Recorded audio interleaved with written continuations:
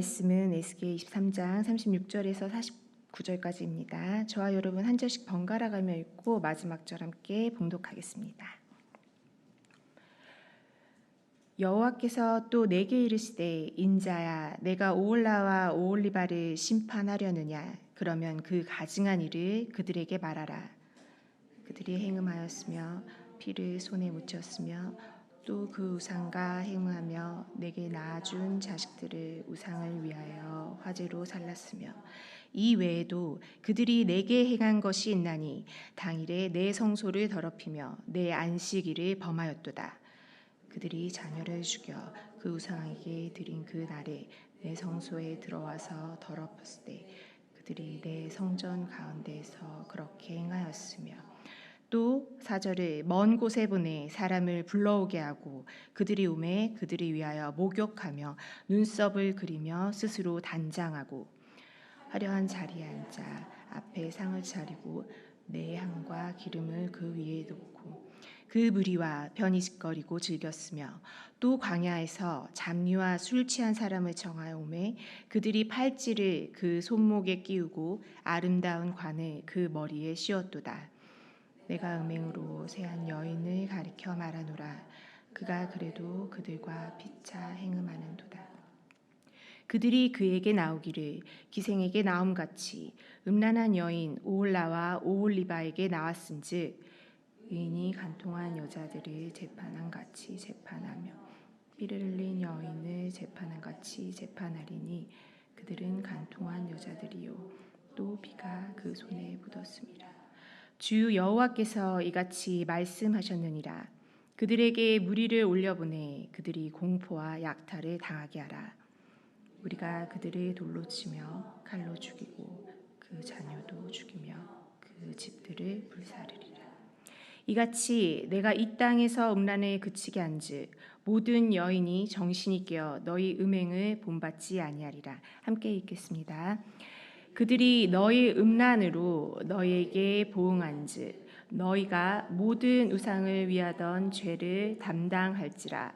내가 주 여호와인 줄을 너희가 알리라 하시니라. 아멘. 오늘 본문은 에스겔 23장의 결론부입니다. 오홀라와 오홀리바는 각각 북이스라엘과 남유다를 상징합니다. 이 이름의 뜻을 보면 오홀라는 그녀의 장막이라는 의미인데 히브리어의 여성형 표현을 고려할 때 자기의 장막이라는 의미로도 해석할 수 있습니다. 예루살렘 성전이 아닌 자신들만의 예배 처소인 산당을 세웠던 북왕국 이스라엘을 상징합니다. 반면 오홀리바는 나의 장막이 그 안에 있다라는 뜻으로 실제 하나님의 성전이 있었던 남유다 예루살렘을 가리킵니다. 오홀라와 오홀리바의 우상 숭배, 즉 영적 간음과 자녀 희생인 인신 제사를 통한 살인죄에 대해서 36절에서 39절을 통하여 지적하고 있습니다.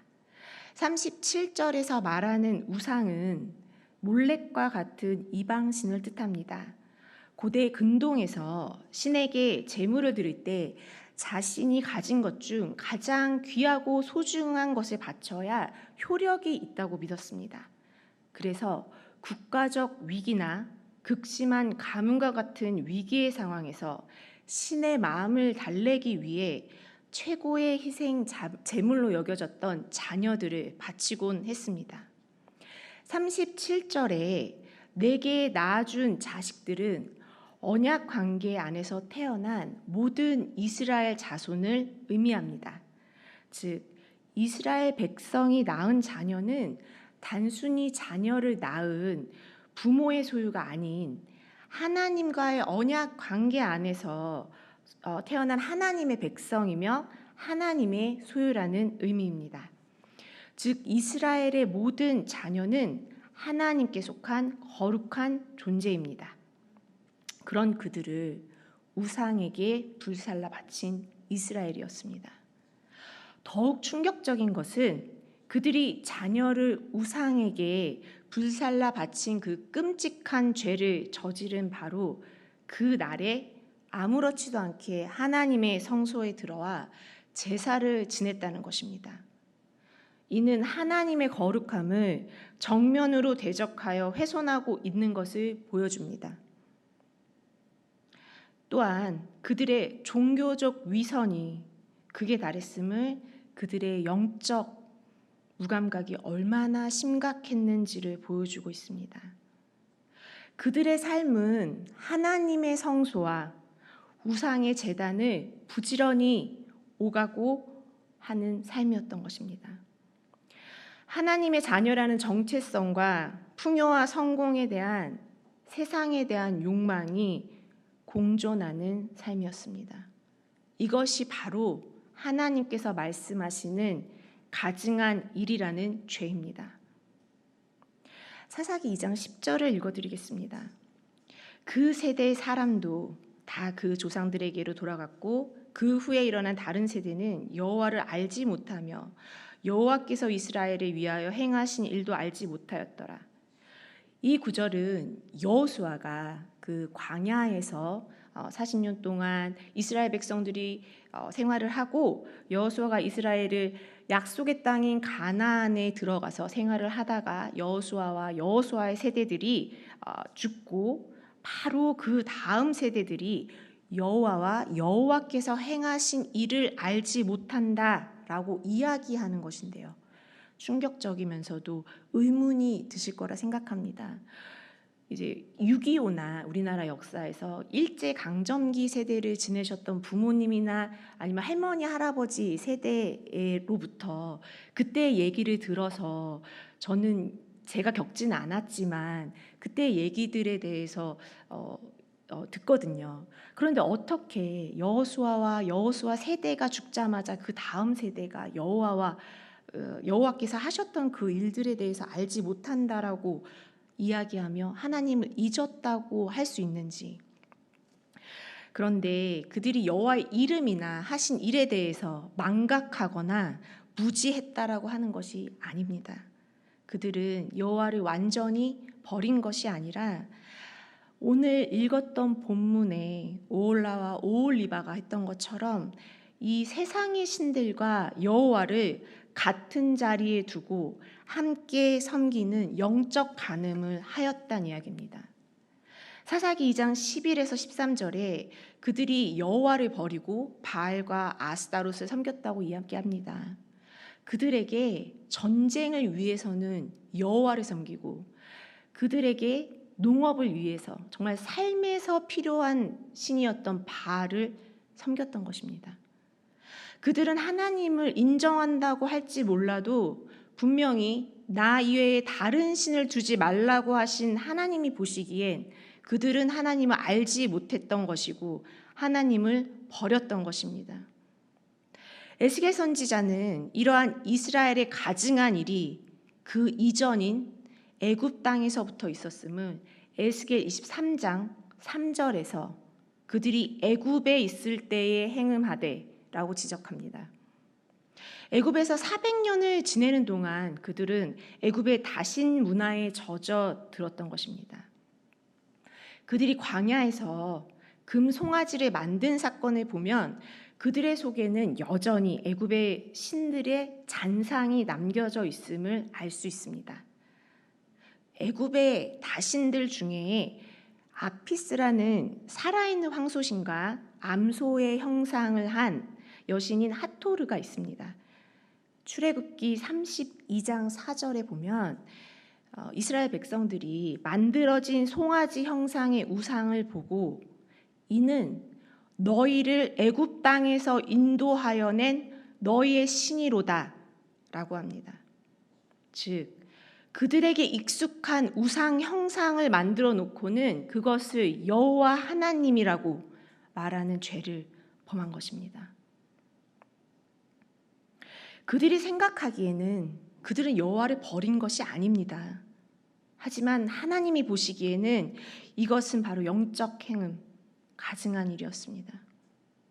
하나님께서 명하신 기준, 알려주신 방식이 아닌 내가 원하는 기준과 틀, 내가 편하고 익숙한 세상의 방식으로 하나님을 만들고 하나님을 섬기려는 그 모든 것, 그것이 하나님이 말씀하시는 가증한 일이라는 죄입니다.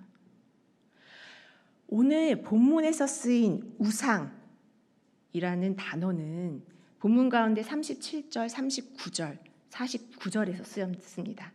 이게 본래 문자적으로는 굴러다니는 조각, 덩어리라는 의미를 가지고 있는데요. 그런데 이게 풍자적으로 비하적으로 표현할 때는 오물, 똥덩이라는 의미로 쓰입니다. 즉 하나님께서 우상을 보실 때 얼마나 혐오하시는지 그리고 얼마나 조롱하고 계시는지를 알 수 있습니다. 하나님은 우상을 더럽고 불결하게 여기셨습니다.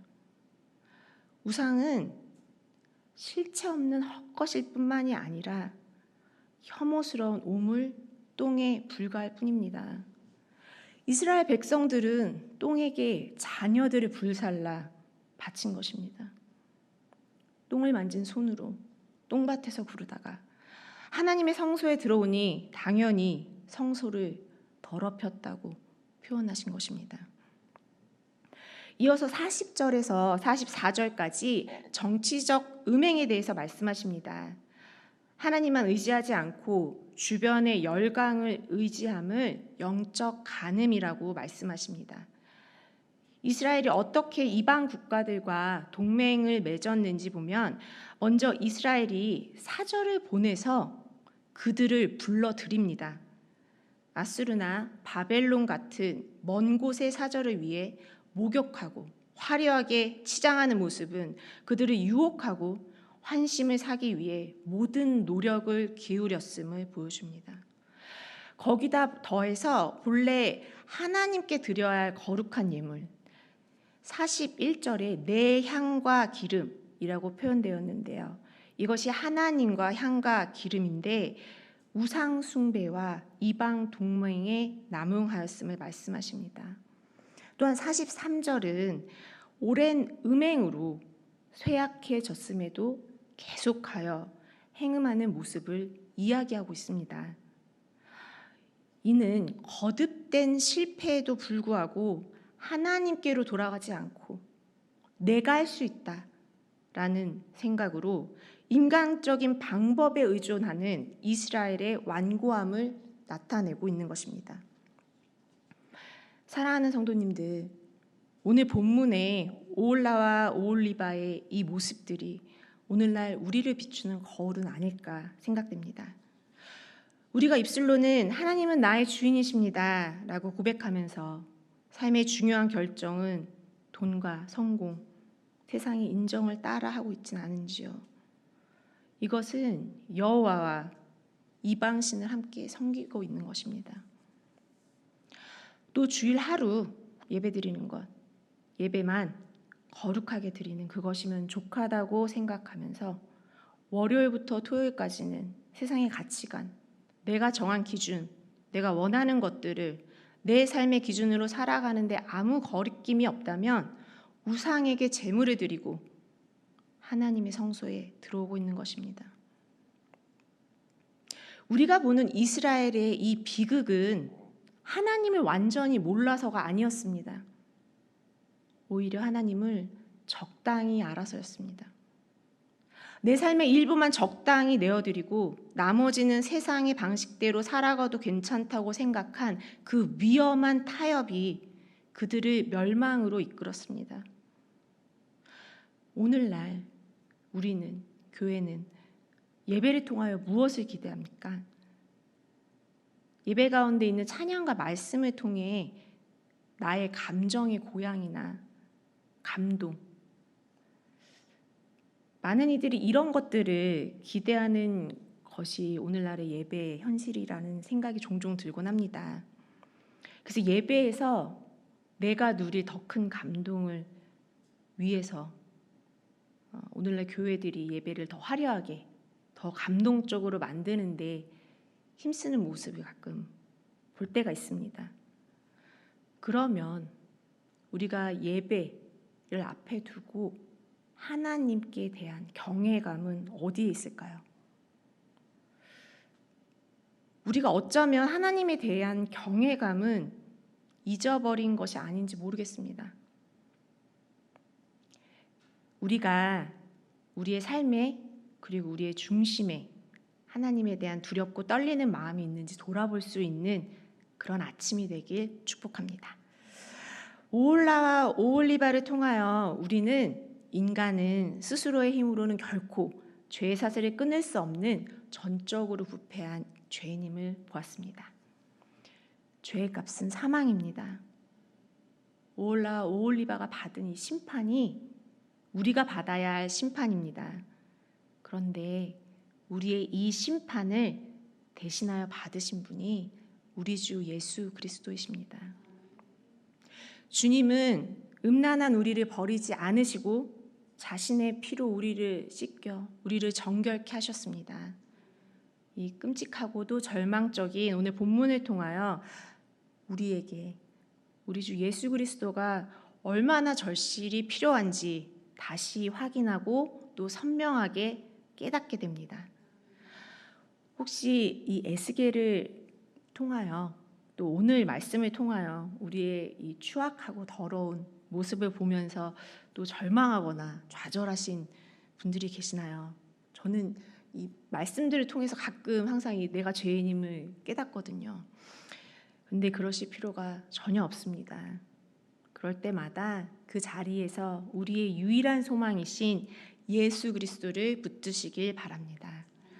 우리의 열심이나 우리의 신실함이 아닌 결코 변치 않으시는 우리의 영원한 신랑 되시는 주님의 신실함을 붙드세요.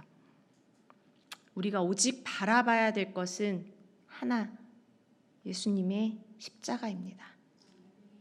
또한 이 오늘 본문의 마지막 절 49절을 통하여 심판을 허락하신 하나님의 목적과 또 우리 하나님이 어떤 분이신지를 우리가 보게 됩니다. 49절에 내가 주 여호와인 줄을 너희가 알리라. 그렇습니다. 하나님은 인간의 끝없는 실패와 죄악 그리고 그에 따른 심판까지도 사용하셔서 이 세상에 당신이 누구이신지 알게 하십니다. 하나님은 죄를 미워하시는 공의의 하나님, 동시에 직접 선택한 당신의 백성에 대한 절절한 사랑으로 결코 포기치 않으시며 새롭게 빚어가시는 사랑의 하나님이십니다. 하나님의 심판은 끝이나 멸망이 아닙니다. 하나님의 심판은 과정이며 새로운 시작입니다. 기도하겠습니다. 사랑과 공의 하나님, 오늘 말씀을 통하여 오홀라와 오홀리바의 죄악을 보면서 우리의 모습을 비추어 봅니다. 우리가 하나님을 안다고 하면서도 세상의 욕망과 성공을 의지했던 위선을 회개합니다. 주님, 우상은 헛것이고 오물에 불과함을 다시 깨닫습니다.